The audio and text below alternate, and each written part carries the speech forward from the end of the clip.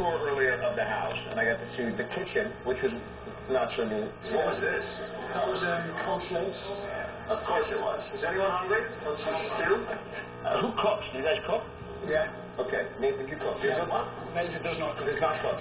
I think I've seen Tom has been really active at cooking. What have you made? Spaghetti bolognese is my trademark. Special dish you go to? 5 of you guys in the band. 5 equals, but 5 egos nonetheless. If I were to ask all the guys who's the leader of the group, I think they would say to you. I think everyone plays a role. One of us says, this is our UK and one thing we're all we can't share yours. I like to take the lead in terms of like business and stuff. I think one person has to step up and do that, and late night phone calls with lawyers and making sure everything's done right, and something that I kind of want to do. There's more confidence on that down. You never know in a time. What are some things that have been lost in translation here, being in the States for you guys? Anything, Shiva? I think people don't understand our accents very well. What you're saying? Yeah. Did you understand that? I did. Okay, cool. I think it's more common in Tom, but as regards to it... Last part of the conversation. Thank you very much. Did you say something? Say like I... This is all too. Right? Did you say I want to have sex with you something? Fans had no problems understanding the boys when they released their first single in 2010.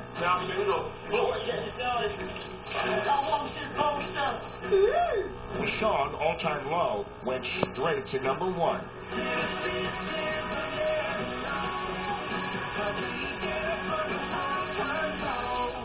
And it wasn't long before the band got to open for Justin Bieber in Brazil. There it is. Big by himself. I think when we saw the Bieber fans in the thousands was just different altogether, different level. The Bieber connection paid off when the Wanted signed with Justin's manager, Scooter Braun, who engineered the band's push into North America.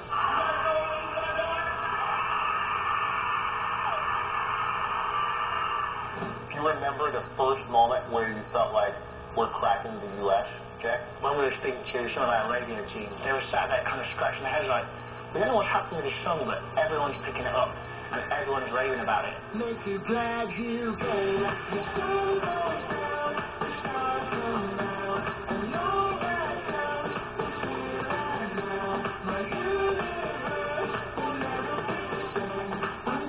be the same. I'm glad you came. I'm glad you came. Glad You Came dominated the American charts and sold more than 3 million copies in the U.S. alone. We did this radio tour. We got on the tour bus in the same clothes we left, but when we came off the tour bus, suddenly, like, the American view of us was totally different. How has that celebrity lifestyle impacted each of you? Tom? We like to keep ourselves very grounded, and we don't like to get carried away in that like celebrity lifestyle too much. Well, you could have fooled me. We haven't changed much. This certainly looks like that of a celebrity lifestyle. You just started off differently, Tom. When the guys want to go party in the States, you're not quite old enough to do what they can do. Does that frustrate you? I get it left at home so much. It's just like, yeah, sure, are you lonely? It's tough. They're like my good brothers. But it's fought them really strangely. It's like, when I got to 18, I was like, yes, I can finally go out in the UK.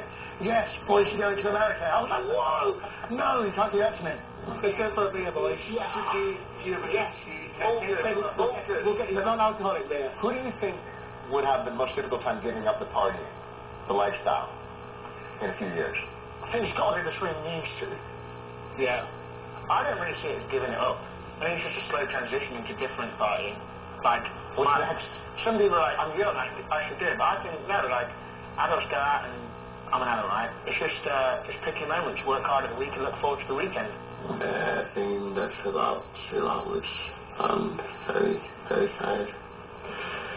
But we don't care. It's Wednesday.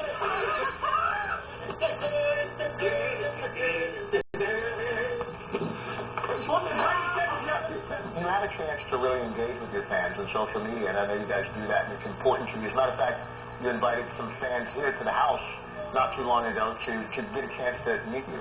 Why is it important to have that kind of intimate interaction with the fans? Max? Everything that we get, we owe it to them. in terms of our music career, because they're the ones that came along when nobody knew who we were and stuck with us. We felt that if we actually brought them into our actual world that nobody sees, that might actually be extra special, to actually have them in our own home and sit with us and spend real time in our real world, and the fact that we wanted to show off our new home.